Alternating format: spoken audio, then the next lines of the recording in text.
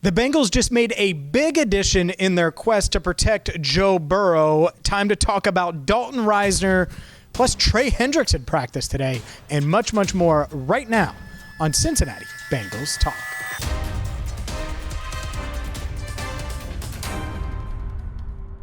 Hi again, everyone, and welcome into CBT. I'm James Rapien of BengalsTalk.com. Hit that subscribe button, ring the bell, join the thousands and thousands, including 58 plus thousand Bengals fans that have hit that subscribe button on YouTube. Make sure you check us out wherever you get your podcasts.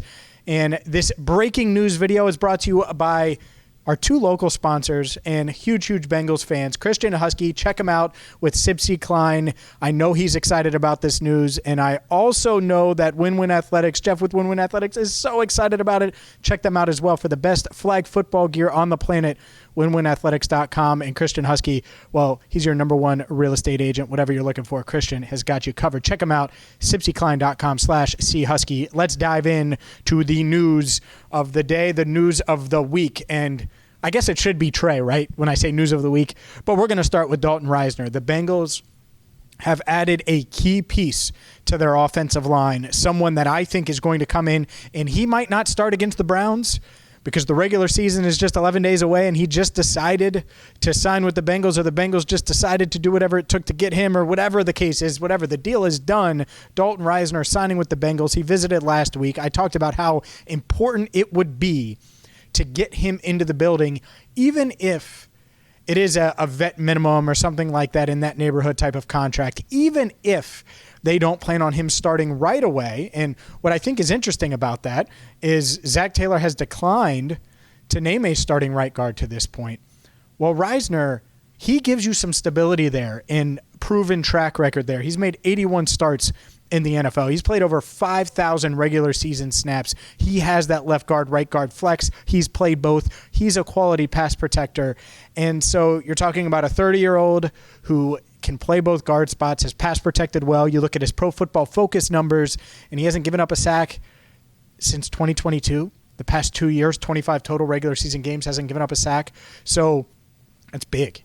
It is really big to get a guy like this, even if he doesn't start, because I'm not sure that they're going to commit to him starting. It sounds like this is more of a, all right, well, he's going to come in and battle, certainly, but 11 days away until the regular season, I get why they would roll with Lucas Patrick, and who knows, maybe they roll with the rookie and Jalen Rivers, but the ceiling of this offensive line room is much, much higher with a Dalton Risner in the building.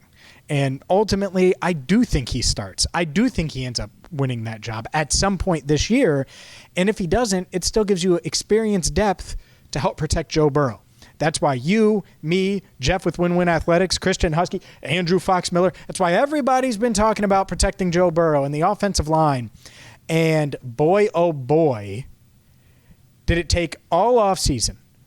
But this is a significant signing to keep Joe Burrow upright. And that you can't stress it enough, because, and he's right behind me. The Bengals locker room is right behind me. If you're watching on YouTube, you can't see in there. Obviously, it's behind this wall. But that whole locker room, the reason why they have championship aspirations, realistic championship aspirations, whether it's the division, whether it's the conference, whether it's the entire league, it's very, very simple. It's because of number 9. Ted Kerr said it a few weeks ago. That's all of our hopes and dreams right there.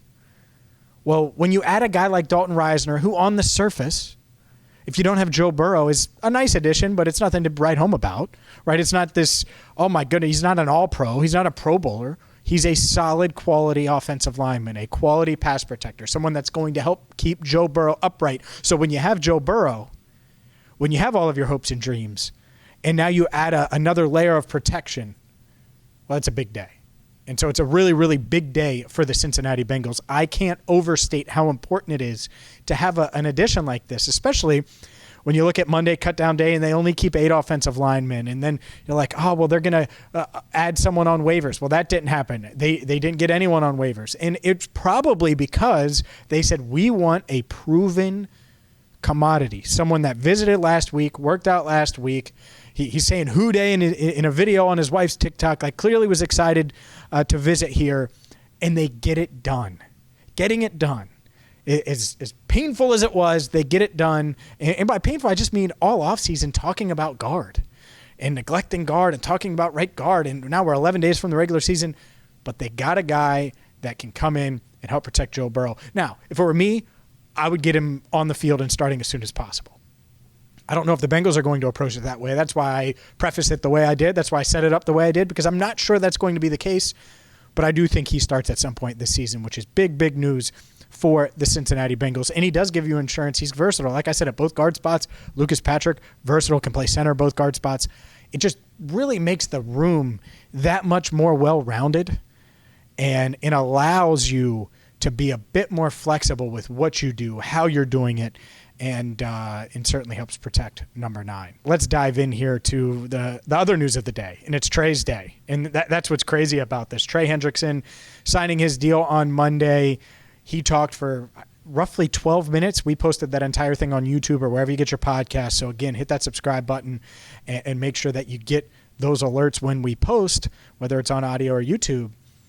I thought Trey was locked in and focused, and I was watching him at practice and just go through individual drills, and now we don't get to see the full practice because we're in season mode. But going through individual drills, and he looked super intense, super ready, in shape, moving well, all of those things that you want to see. He looked the part, and he talked about his conditioning, how he had been working on things with Joey Bose and the rest of the strength and conditioning staff, and that he's in a good spot. And the Bengals need him to be in a good spot. Let's be honest, they needed Trey. Like, at this point of the season, there was no scenario where trading Trey made them better. So keeping Trey here, even if it is a one-year deal, where he knows he's got to perform at a high level to get the deal he's looking for elsewhere or here or wherever, that's motivating. And so we'll see what they get from Trey. I expect a lot out of Trey Hendrickson this year. I know he expects a lot out of himself. And one thing that I thought was interesting, obviously we know about the sacks and we know about the numbers and how he was second in Defensive Player of the Year, and he led the NFL in sacks, and he has 35 sacks over the past 2 years.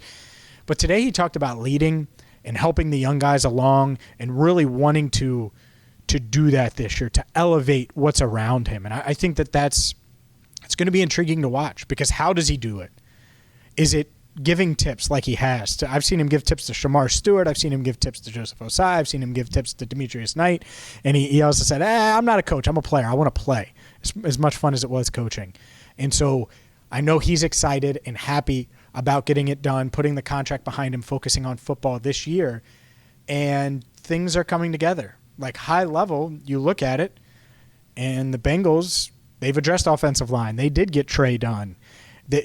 These are things that you're thinking, man, if they could have gotten them done months ago, it would have been, yeah, it would have. It would have avoided a bunch of headaches, but they're still done.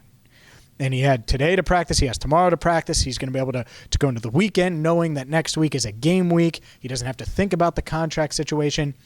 And so huge couple of days here for the Cincinnati Bengals. I did post, Russ Heltman actually posted it, BengalsTalk.com. Look at the practice squad. They were able to keep all the offensive linemen that they wanted. They had a change at quarterback. Brett Rapien, not related to James Rapien, even though there's been plenty of people on social media that with the Y instead of the A that have made that reference, which I'll take. I'll accept it. But Brett Rapien, who was teammates with Dalton Risner, by the way, in Denver, they were big fans of each other on the sideline. No, I appreciate their passion there in 2023. But he signed with the practice squad, quarterback replacing Des Ridder, who I assume wanted that practice squad spot, but they go with Brett Rapien after Ridder struggled in that final preseason game. So huge news here at Paycor Stadium. Obviously, we have you covered. We're going to have more thoughts on this. We're going to hear from Zach Taylor on Thursday. He's scheduled to speak, and I have plenty of thoughts. This is just an instant reaction. Dalton Risner is a Bengal. And so is Trey Hendrickson, under contract this year. Huge moves this week at Paycor Stadium. Hit that subscribe button on YouTube. Follow wherever you get your podcast. And until next time, for Andrew Fox Miller, I'm James Rapien. Thank you so much for watching and listening to Cincinnati Bengals Talk.